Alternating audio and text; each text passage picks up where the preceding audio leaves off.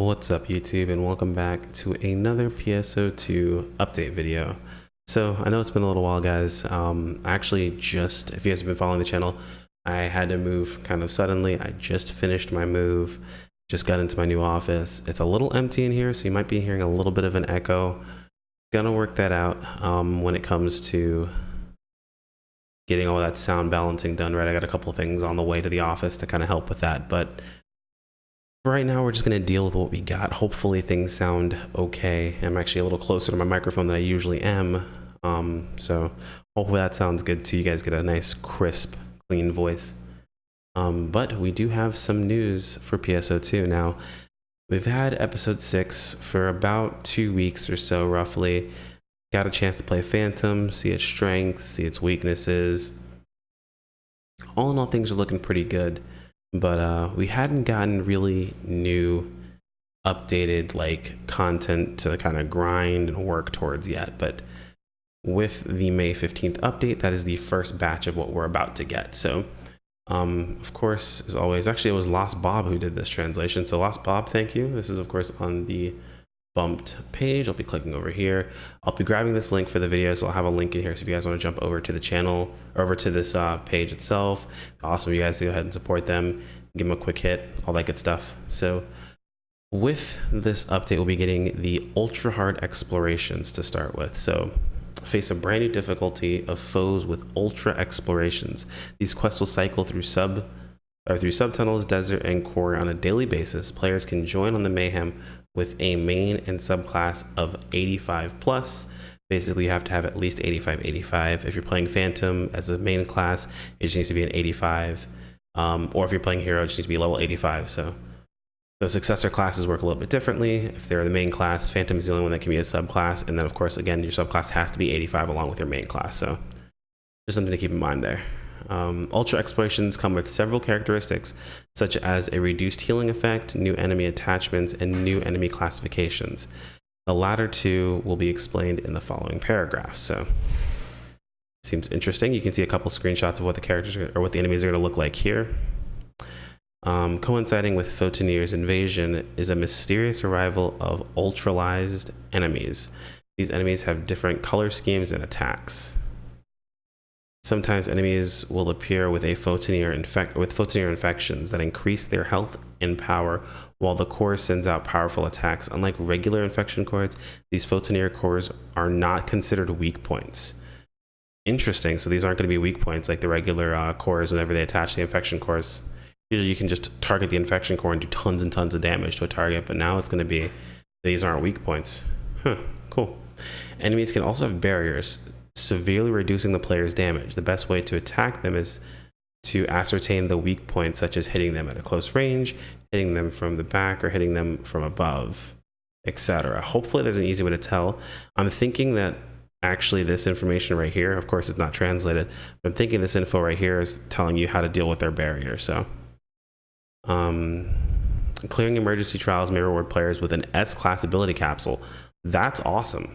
That's actually really cool. So you have a chance of getting these capsules from clearing the rewards, or from clearing the emergency trials, so that's cool.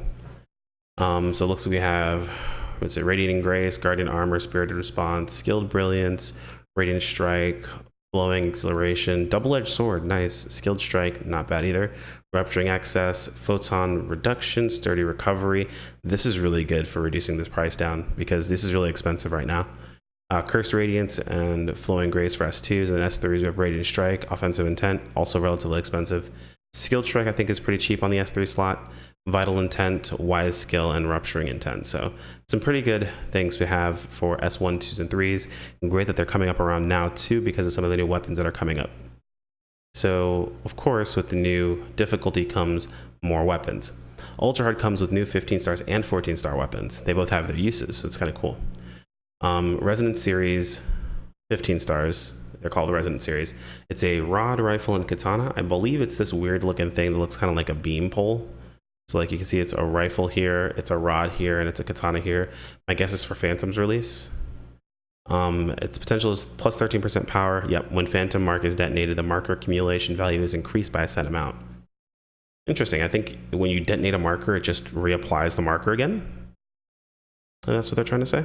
Pretty cool. It supports S1, 2s, and 3s. So again, really great that we're going to be having these. 15-star Dyne Ombros, which is the twin machine guns, which would be these ones here. On your back, they look like a sword. They're pretty cool looking. Potential plus 7% power. If your HP is below a certain amount for 20 seconds, recover 700 HP, gain 8% power, and reduces the received damage by 30% for 120 seconds. So if your HP is below a certain amount for 20 seconds, below a certain amount, I wonder how much HP you have to not have.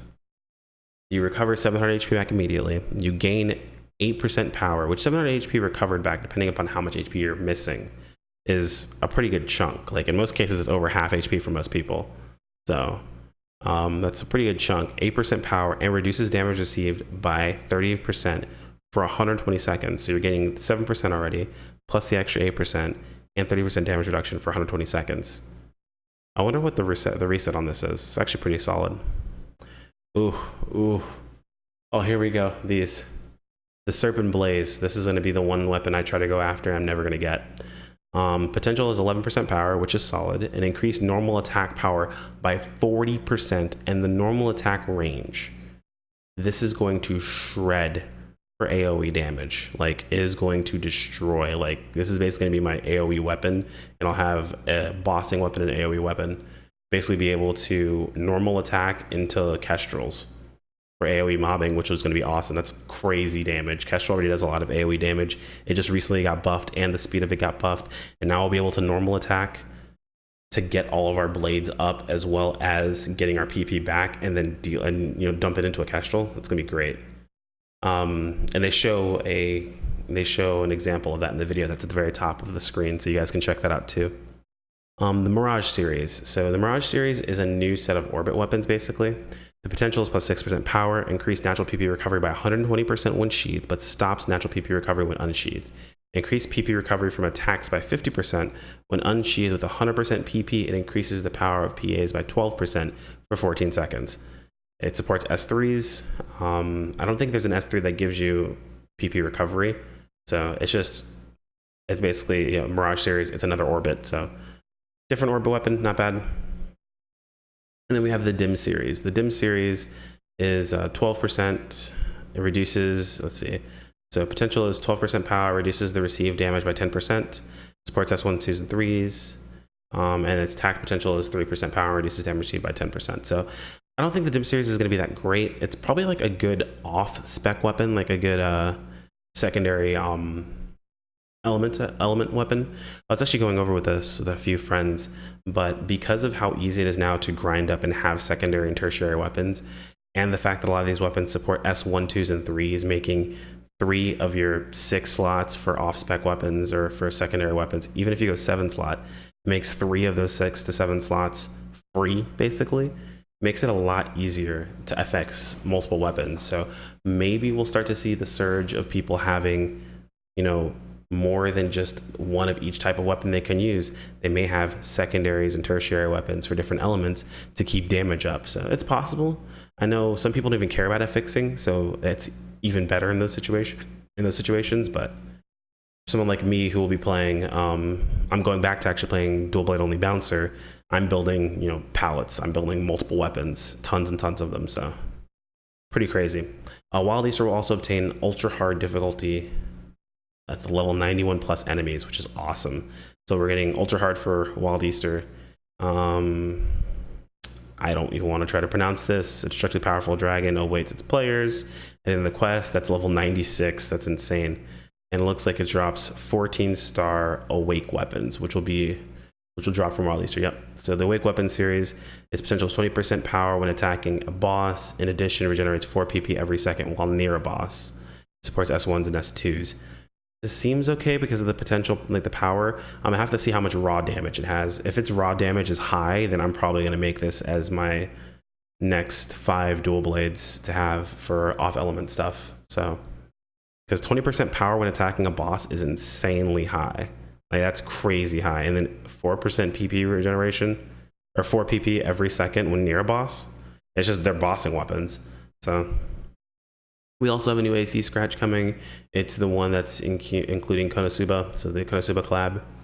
We got all these cool little outfits, nice stuff. I'm really excited actually about these ones, the gothic looking outfits in here. And then, see, this is killing me. So there is a new camo coming out, which is these double blades, which is cool because I want to get this camo. I'm definitely getting this camo. It's going to be the new camo that I use.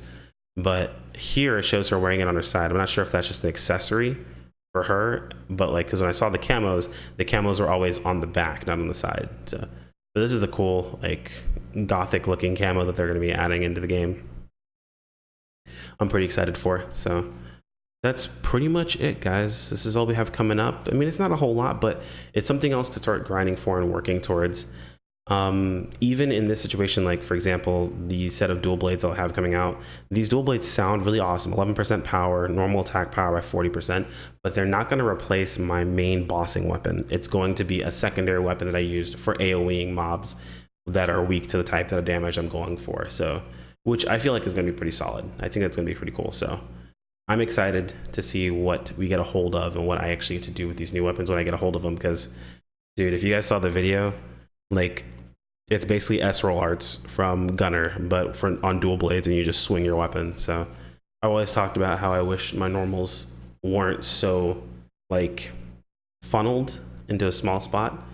That's going to make things really, really nice. So we'll get to grinding. Let me see. What do those drop from again? That drops from the...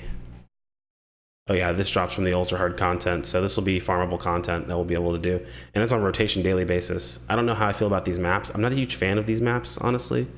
Like, procedurally generated maps are kind of whatever, in my opinion.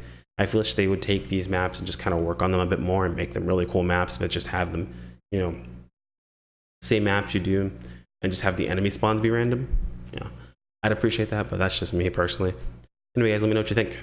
Check out this video. The video is really, really cool. It shows a lot of good stuff, but let me know what you guys think of the new things that are coming. Are you excited for some of the new weapons? Are you guys going to be working on making multiple sets of weapons like I think people are going to start doing? I know it's going to be difficult to get people in that idea and that mindset, but honestly, a lot of top-end players, people are always wondering, you know, some of these guys, they're so strong. It feels like they're so out of reach. A lot of these top-end guys, they're doing this whole, you know, making multiple sets of weapons. They have a formula they use for their weapons itself. They always go for the same sorts of things, and they make these weapons. That way they're able to use them in multiple different situations. You'll see, man, if you pay attention to some of these videos, every once in a while these guys will open up their palettes and you'll see they have tons of different weapons and they're swapping in and out and using. So maybe this will kind of push the casual player base a little bit more towards doing that. Even some of the higher end players. I know higher end players that do fantastic things, but they use like 1 or 2 weapons, so who knows. Anyway, guys, I can ramble on forever. I've got some other things I want to work on, so I will catch you guys all in the next one. Like if you enjoyed the video, comment if you have any questions, subscribe if you want to keep up with all the content as it comes out. The next thing I want to start working on is my review of what I think about fandom, which I've been holding off because I want to wait until this content comes out and start using it there, see how I feel about it. We'll have to see. But just wait, guys. It's getting pretty good. Anyway, guys, I'll see you guys next time. Peace.